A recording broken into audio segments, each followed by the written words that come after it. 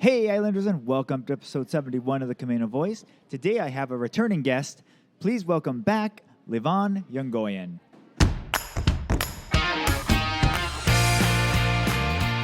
Hi, I'm Brandon Erickson, and you're listening to the Camano Voice podcast, where I interview folks around Camano Island and beyond.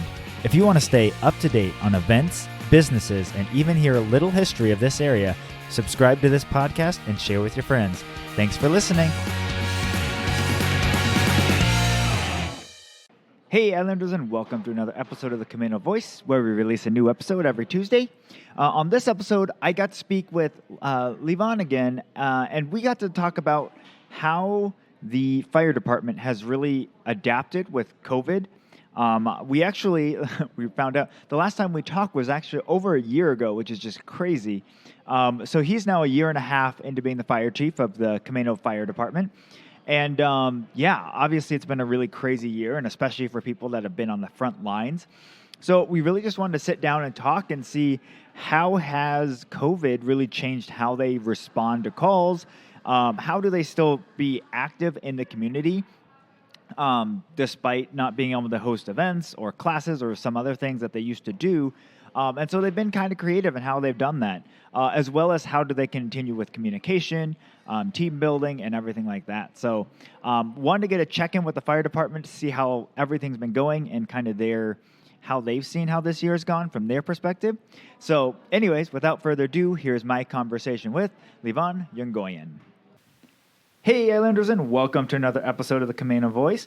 Today I'm here with a returning guest, Levon, the fire chief of the Camano Island Fire and Rescue. Welcome back. Thanks, Brandon. Glad to be back. Thanks for having me. Yeah, so a little bit has changed since we last talked on episode 25. How's that been going with you? You know, it's hard to believe that it's already been well over a year since I sat down with you last time, and it's been going great. Of course, we are just in this crazy world that we're all living in right now with COVID response, and I know we'll talk about that today, but overall, I couldn't be more pleased with the progress in the department and everything that we've been working on. Nice. And when did you officially take over as the fire chief? May 1st of 2019 is when I started. Okay. Yeah, so about a year and a half, almost exactly. Nice. So a good first year to get your feet wet. Yeah. It's Nice. been wonderful. Very cool. So what are some of the changes that you've seen since COVID started? I guess from a department level starting there, how have you guys reacted to it there? It's interesting that we've been doing this now we're going on 7 months about since everything really started. And the first few months were so dynamic, a lot of unknowns, a lot of uncertainty. How do you contract COVID? Is it sitting on things? Is it airborne? How do we protect our firefighters and continue to serve the community? We've been doing a lot of work with the local fire departments to come up with a consolidated response plan so we all operate similarly. So when we transport to the hospital, people are in similar levels of PPE, personal protective equipment. So in those early days, those first few weeks, I think we had a new operational plan sometimes twice a day. It was evolving that quickly. We were having regular briefings with our staff. Here are the updates. Now we're doing this. Now we're doing that. And it's nice to see that over these last couple of months, we've started to settle a little bit into how we operate and kind of, I hate to use the term new normal, but a little bit more about how we know we're going to just operate on every call now. Yeah. Okay. So then from there was that just crazy period where things were all coming out and we didn't understand anything about this virus. And so where have you guys kind of settled on? Because there's still a lot of different information on how this is transferred, how it's working. Is it evolving? Where are you guys at when it comes to that? I think for the most part, we had a period over the last, probably 5 of the last 7 months where we were just in our highest level of personal protective equipment on every single call. So for us, that includes gloves, an N95 mask, full goggles or a face shield, and a gown. And that's a lot of PPE to wear, and it's really impactful on the crews that are trying to provide that service. So as the numbers have started to come down, we've been able to go to more of a tiered PPE model. So it's a relatively low-risk call based on the dispatch information or what the crews find on scene.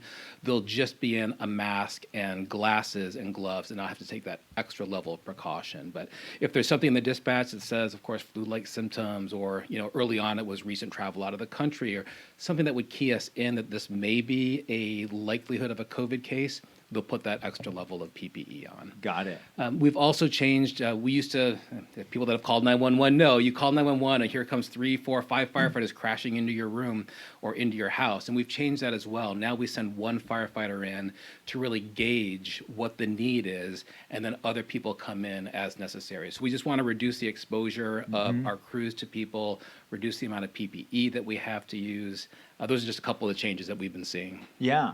So have you guys had to show up on a lot of the calls related to COVID, or how's that kind of going? Yeah, we've had quite a number of cases on the island. I think everybody's probably been in touch or seen the information that Island County Public Health puts out around the call. So we've certainly had our fair share of cases. A lot of times, of course, when we're there, we don't know if they're positive or not. So we're just going to make that assumption that they are and treat them and treat our safety as if they are, in fact, positive. But we've certainly had cases that have come across that, of course, impacts us in how we transport to the hospital. We've done a lot of work with our apparatus. How do we decon after calls? So things just take a little bit longer right now. The handoff at the hospital takes a little bit longer.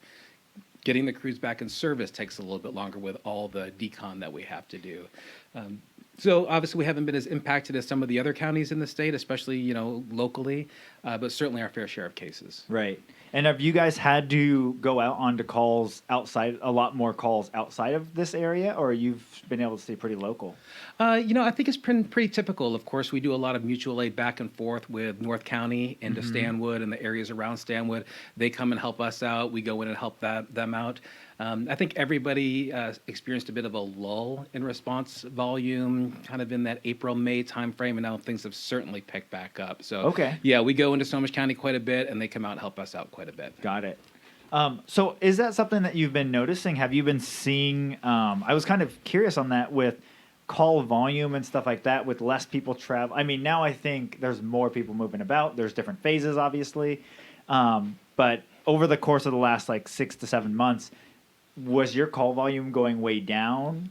Yes, it did go down significantly those first couple of months. I think, again, so much uncertainty. People were afraid to call 911, or I didn't want to go to the hospital because I was afraid that I might catch it there. So we saw maybe a 20% increase in the number of transports and things that we did in that May, June timeframe. And then as an islander, for me, it just seemed like the island was incredibly busy this summer. Right. And it makes sense. I keep hearing about people, wanting to get out of the city, and what more beautiful places there to go than Camano Island. But even outside of our medical calls, call volumes were really high over the summer. Really? By middle of July, we ran more marine rescues than any previous year. 4th of July, which is always a busy day, I think we've increased by 1/3 the number of calls from previous years. Wow. I think just my sense is that the island has just been busy. A lot of people are here in their second homes, or they're vacationing here, just trying to get away a little bit. Yeah. So on the marine calls, do you guys have to work with the Coast Guard or anything for that? Or is that just you guys going out to help out? We're the primary responders around Camano Island. We do respond a lot with the Whidbey Island Fire Departments. When we have a true marine rescue out in Saratoga Passage, we like to have 2 boats on the water because it can be dangerous. So usually the fire departments locally are the first response, and then we'll be in touch with Coast Guard. And if we need their assistance, then they'll send a boat out or a helo out, but that can be somewhat delayed. So we are the primary response agency for marine rescues in the area. Wow. Okay. I guess I didn't realize that. I actually, going back to the 4th of July, that was I think one of the most interesting 4th of Julys I've ever been through. Not just with the number of people that were out and about and doing things, but because there was none of the large scale firework events that normally go on. Yeah. Every county, I live in Skagit County, so they actually ended up not being as strict, but they were saying they were more strict. They were saying no fireworks and city limits and all these different things. But by the day of, and I think Stanwood had a pretty open allowing of fireworks. Or if they didn't on the day of, people were ignoring that because they were people setting up along the streets. As I was driving home, it looked like a war zone. I mean, there was just the entire street was filled with smoke. And I think more and more, different municipalities are banning fireworks around 4th of July. And I know it's something that comes up every year. I know the county commissioners have that discussion quite regularly. We always prepare for a very busy 4th. But as more municipalities in our area put prohibitions on fireworks, of course, people are coming where they can do that. And Camano Island is such a popular place to do that. You speak about it being like a war zone. Sometimes you're down in the beach communities. It's incredible, the shows that the beach communities put on just on their own. It does feel like that sometimes. Right. But yeah, I felt the 4th was just everywhere I went just seemed to be very crowded with people this year. Yes. Yeah. And I think there was political stuff as well. I think that was going on with it. So I think there was a lot of different levels that were going on, and they all just kind of culminated on that. And so agreed. It felt very weird. It was a very busy 4th and everything in this area for sure. Yeah, and it just seemed to kind of continue on. Oftentimes I expect, Labor Day holiday, Memorial Weekend, 4th of July, some of those busy weekends. Yeah. But it seemed like everywhere, we didn't travel anywhere over this summer. And it just seemed like every weekend there was an incredible line of cars that was coming onto the island. Again, we love it here. We love living here. It's an incredible place to be a resident, an incredible place to serve. And I just think, maybe people are finding that out a little bit more. Right. Well, and I think a lot more in-staters are exploring their local areas because they can't fly. They can't go out of state, or we're being discouraged not to. So I think they're kind of looking at, okay, well, what's in my general area? Hey, that's an hour and a half drive away. I can get there. Right. Well, as you know, I think last time we talked about some of the traveling my family we've been trying to do over the last few years. Yeah. And of course we weren't able to do that this summer, but we kept saying, what better place to be, a little bit isolated than Camano Island, right? We love it here, and we love our home, and it's been really, in terms of having to deal with a lot of the lockdown, you couldn't ask for a much better place to do that. Yeah. So have you guys been having to work at all on the kind of tailoring of people that are coming on the island or anything like that, as far as, I know a lot of even now there's the what public health is still saying is try and stay to your counties, try and stay local. Have you guys been involved in that at all? Only to the extent that I'm really proud of our outreach program.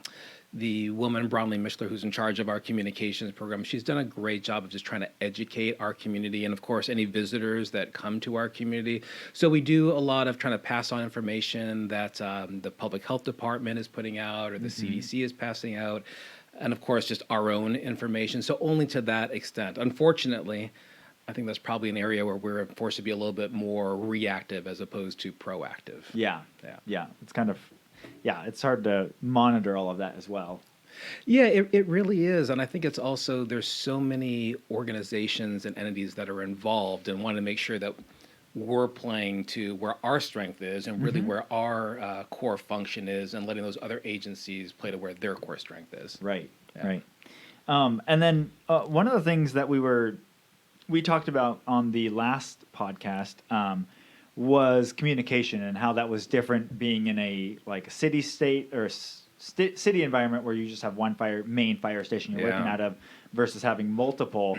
And now I'm assuming that's even more difficult due to the fact that, pass downs and stuff like that have to be a lot more, spaced out or something. How has that kind of shifted your communication? It's been hard. It's been really challenging in a lot of ways for us to communicate. Again, we were having a lot of daily briefings, and of course, all meetings for the longest time were just strictly on Zoom. And it's still how we primarily do regional meetings. And we moved our commissioner meetings to Zoom platform and other online platforms.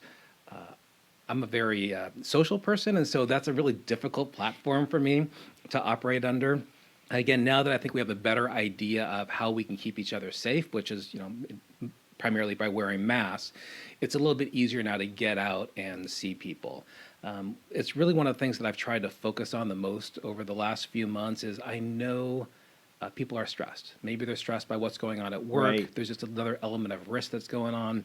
Maybe there are things that are going on at home, but this is weighing on everybody, and our firefighters included. And I know that one of the best things I can do is just to get out to the stations, see people, check in, see how they're doing, answer questions that they may have. So it's one of those things that kind of is a little bit cyclical for me. Sometimes I'm in the office a lot trying to get that type of work done, and then sometimes I just try and spend a lot of time getting out to the stations and doing that. The other piece of that I really miss is the community meetings, just not having the community groups to engage with, or only doing that via some type of online platform. Right. Well, on top of that, you guys do CPR classes and medical training. How have you guys kind of evolved that? Yeah, unfortunately, we've really had to just put a stop to that. So our stations are still closed to the public. We have not been able to do any CPR classes or a lot of the things that we normally do.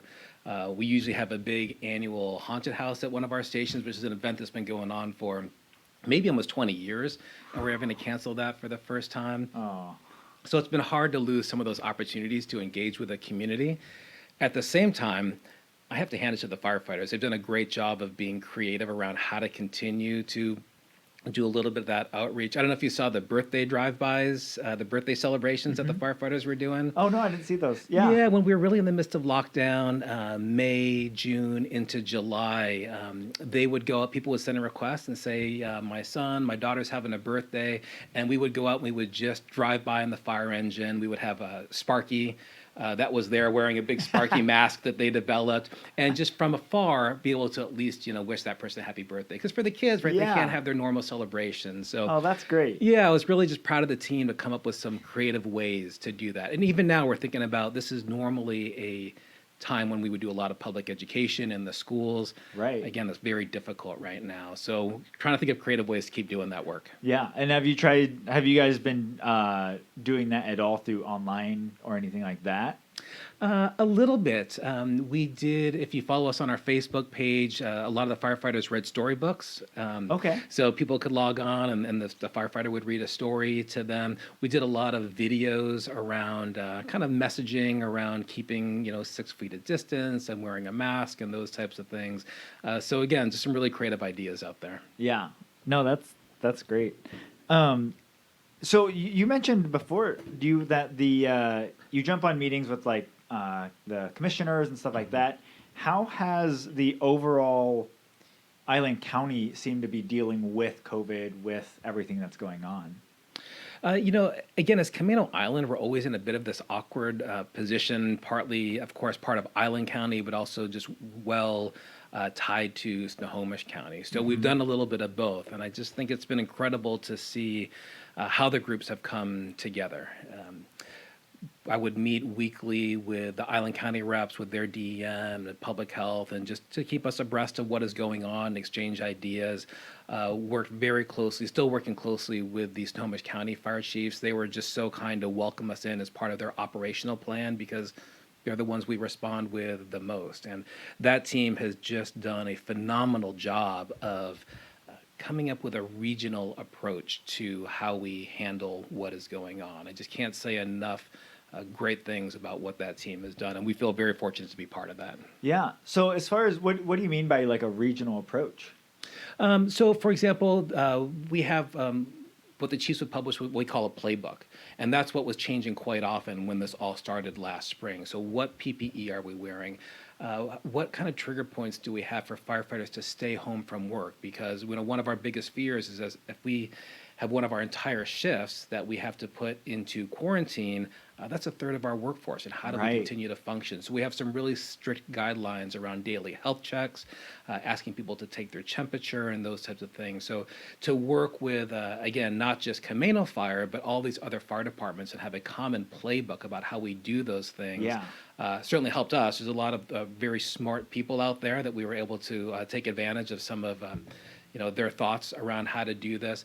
But also when we go to transport to a hospital, we're not walking in with one level of PPE and another department's walking in with a different level of PPE. So there's that confusion. So great communication between the departments, communication with the public health, communication with the local hospitals.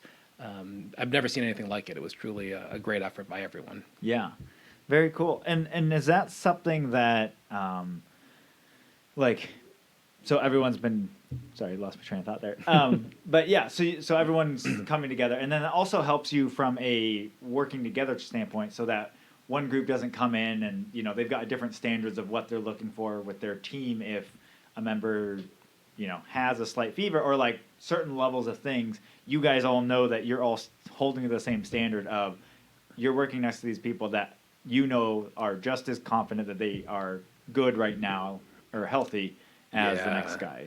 Yeah, no, that's a really great point, right? If we have different guidelines for when firefighters stay home in quarantine versus where they come in, and now we're responding together, well, that doesn't do anybody any good. So, yeah, I think that's a great point. The other piece of working together has been around the dispatch center, and again, I always feel like, I think I mentioned it last time, dispatch is a little bit of the unsung hero of emergency response, but they have been that first line of questions and clues to, is this potentially a COVID call, or what is going on, that can then key us into take some extra precautions even before we get there. So having all the fire departments coordinating with dispatch versus everybody doing it individually just made everybody's job easier. Right. Yeah, I actually got to interview Brenna Estrada.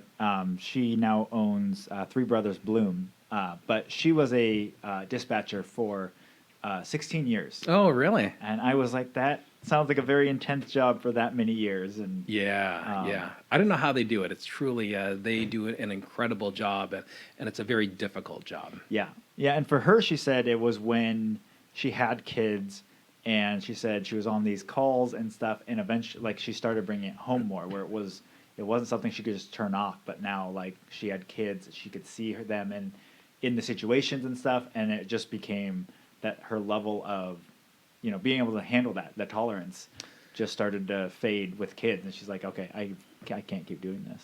Yeah, and I think last time I was on, Brandon, we talked a little bit about firefighter mental health, emotional health, and how that's just coming to the forefront more and more. And again, the dispatchers face the same type of thing. And it's truly been one of my greatest concerns around what's been happening this year as well. Yeah. I mean, we read all the time about healthcare workers and suicides and just the stresses that specifically the people in the hospitals have been under. But I know our firefighters are certainly not immune to that. Again, they're stressed in probably a number of different ways. And so we work really closely with our peer support team. We work very closely with Stanwood Camano Incident Support, and they provide some services to us. And just to know that there's other eyes on our folks, making sure that everybody's doing okay and looking out for each other. Yeah, no, I think that's very important with what's going on right now. And I think you mentioned this before, but we've just been, and I think we're getting used to living in what we're living in right now.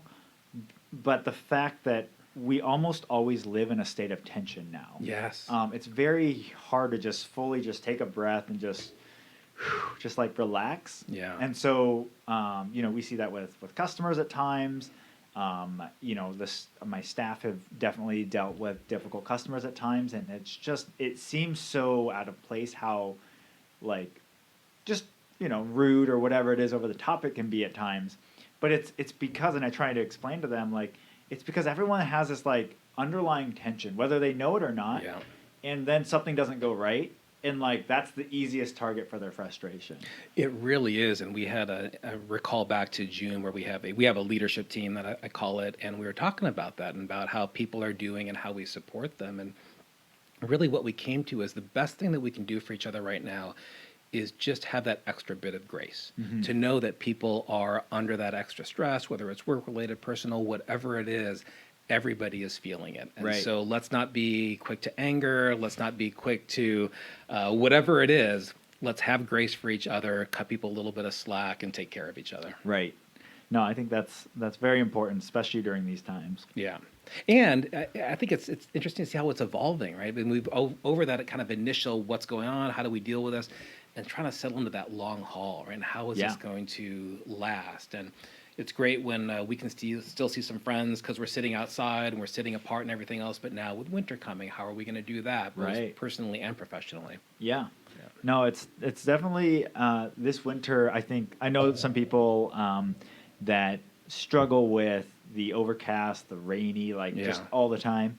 And we're moving into winter where you can't even have outlets of going out and seeing people and other things. So right, it's gonna get even more challenging. Yeah, for sure.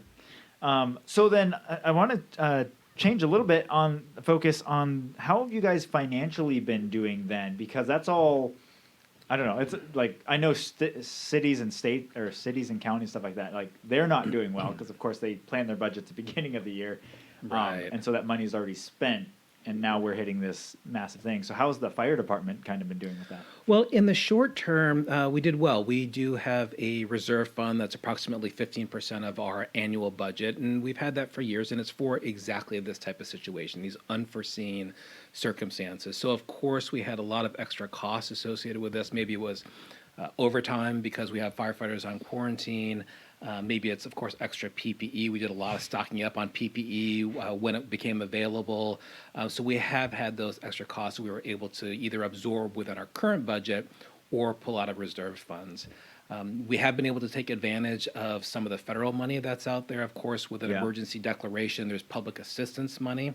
That should cover 75% of certain costs that are related to our response. So that's going to help out quite a bit. Yeah. So in terms of our kind of immediate financial need, that's been really good. When I look out a little bit further, we do have our EMS levy that is expiring at the end of next year. Okay. So that is a property tax levy that does nothing but fund EMS services and represents about a quarter of our budget. It's only a 6-year levy, so we have to go back to the voters and ask them to renew that, which we'll be doing in February. So that's probably that next piece, is making sure that we get that EMS levy renewed. It's just critical for our operations. And then kind of beyond that, of course, we are property tax based. I know a lot of the cities and other municipalities that rely on the sales tax were really worried because people weren't shopping locally. They weren't going out. They weren't doing those things. Right. We're property tax based. And so right now we haven't seen any decreases in our property tax revenue that's coming in. Okay. We haven't seen major defaults on payments. We're not seeing drop in assessed values. Again, I think like we were saying, right now people seem to really want to come to Camano Island. So assessed values are still going up, houses are selling. All those things that are related to the housing market are primarily what we are driven by. Got it. Okay. I don't think I realized that was how the fire department was funded. Yeah, I think there's a lot of confusion. People think, because we're local government, they think we're part of Island County and that our funds come from Island County. And no, we are our own taxing jurisdiction, and it's purely up to our residents, our voters, to decide what kind of funding we get. And again, we'll be going back to them in February to ask them to support EMS. Okay. And then with I know there's other things, and you don't have to get to like the speculation side of it, but I know in Congress right now, there's the next round of bills that they're trying to get passed to help out and stuff. Does that help the fire department at all? Like, is any of I guess on either side of those bills, is there money in provision for the fire departments? There are some. Again, I know, like I said, the public assistance grants help fund some of our work. There are other grants that we try and go after that would help specifically around COVID. Assistance to firefighter grants. They've had a couple of special ones that are simply around personal protective equipment. Okay.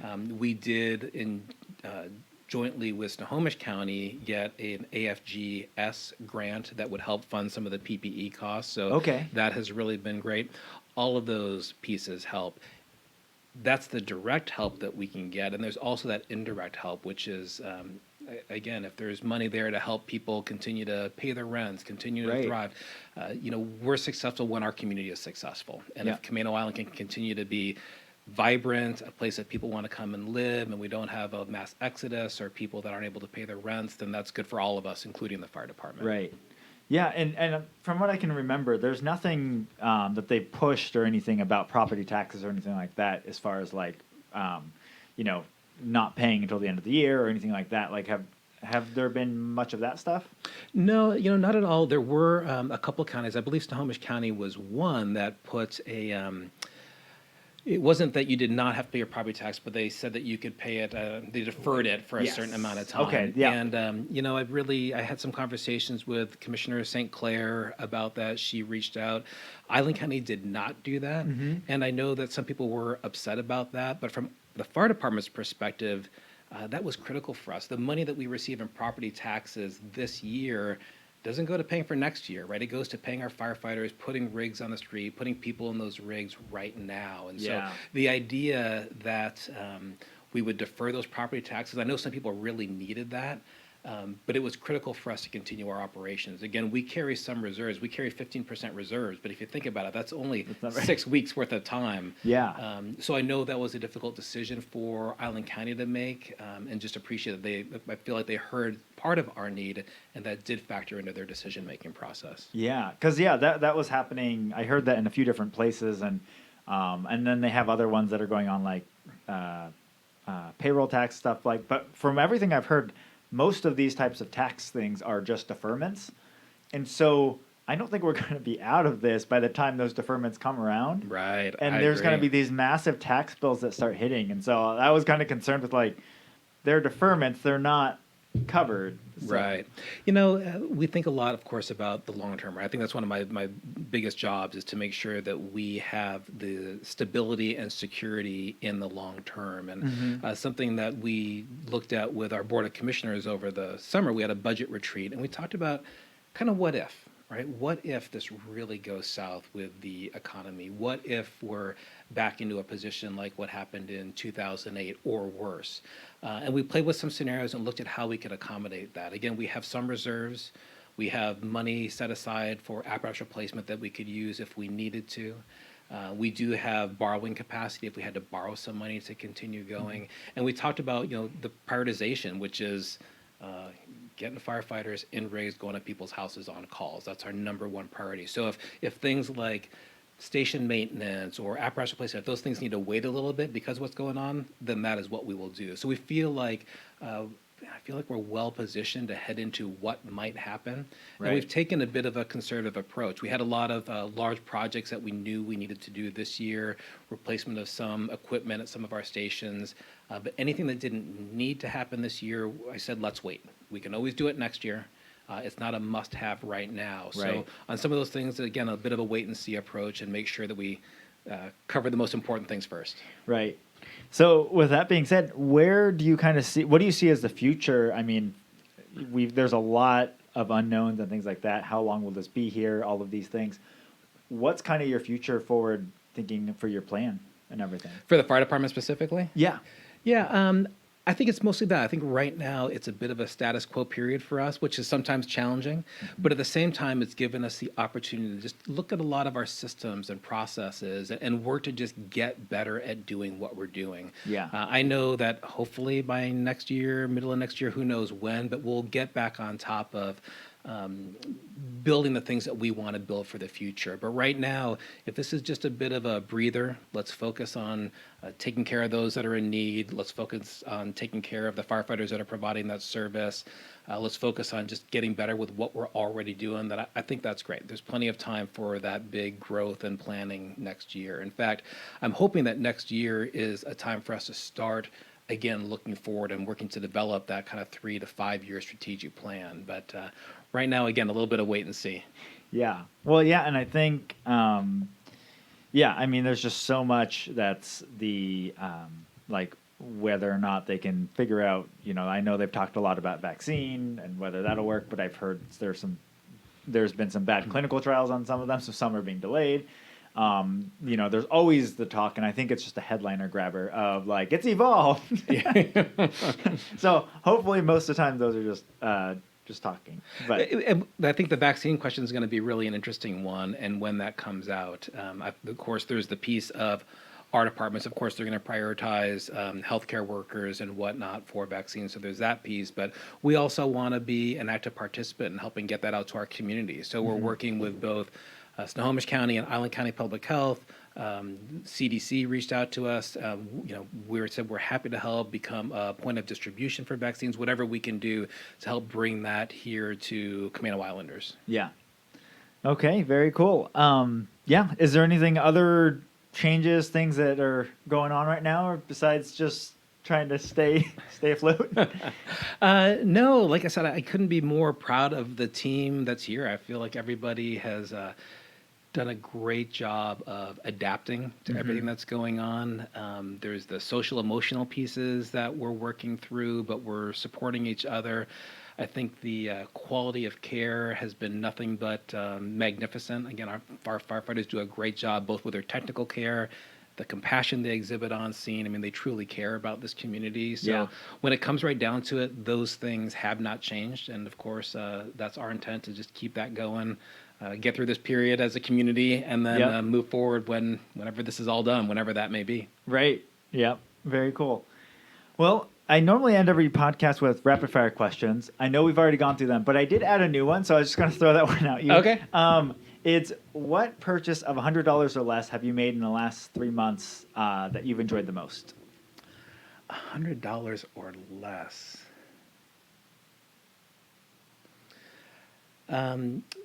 We were talking a little bit earlier about how do we continue to, with the weather changing, continue to find sanity and socialize with friends. So my wife and I have been working to set up an outdoor area that we like to see friends, right? It's outside. Nice. People bring their own, snacks or drinks or whatever else. We set far apart. We can still see people. But with weather turning, we're working to make that a place that we can use even in the winter. So nice. Part of it is going to be to enclose us in. So $100 or less. My wife and I just bought a big old used window up at Skagit Salvage. Nice. And we're going to kind of build some a little bit of space to help block some of the wind and the weather, so we can continue to do that, continue to see those that are important to us, and find that sanity that comes with the socialization that we all need. Yes, for sure. That's a tough question, by the way. That's a good one. Well, it's kind of a fun one because $100 is a nice number. That's like, if it's below that and it's something that you've really enjoyed or something, it's something that other people could try out and stuff and not feel like they have to make this crazy investment. Yeah. So it's fun. That's a great one. All right. Well, thank you again for joining me on the podcast again today. Absolutely, Brandon. Thank you for your time. I appreciate it. All right. And Islanders, I will talk to you on the next one. Well, a big thank you to Levon Yongoyan for joining me on the podcast again. And thank you for listening. If you haven't already, be sure to rate, review, and subscribe to our podcast on your favorite podcast platform. It really helps us be found by other Islanders like yourself.